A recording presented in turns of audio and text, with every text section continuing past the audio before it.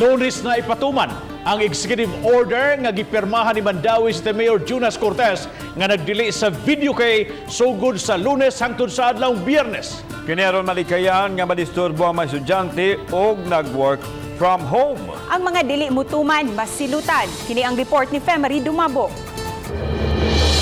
Tungod sa executive order nga dili mabalda ang mga nag-work from home o ang mga nag-school at home sa dakbayan sa Mandawi. Tungod niya sa kasaba sa mga mag-videoke o karaoke.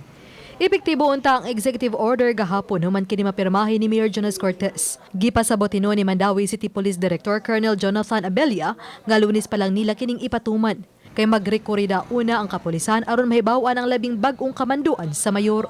Tungod nga nagsugod na ang klase sa katong niaging 2 weeks ago nga makadisturb yun ang kaning mga magsaba-saba o labi na kaning mga video okay usahay or bisag dili siya commercial nga video okay kanang sa balay lang gani. Taskingan na to ang atong pulis sa barangay kay sila man gimukuan sa mo roving sa mga interportion at tabangan po sila sa tanod na to.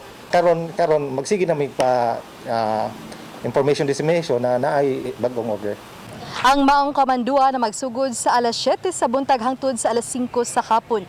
Ug katong masakpan nga makalapas sa maong order, ang first offense ang mag-atubang ka og penalty nga 1,000 pesos o mamahimo kang mapriso sud sa 10 ka adlaw.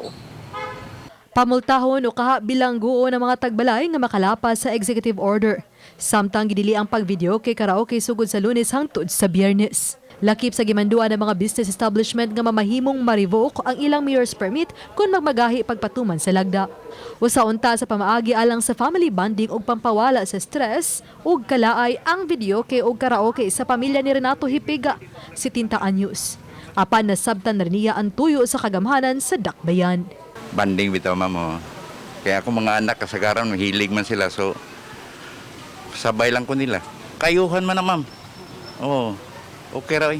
Uban ni John Sulon. Ako si Femery Dumabok. Balitang Bisdak.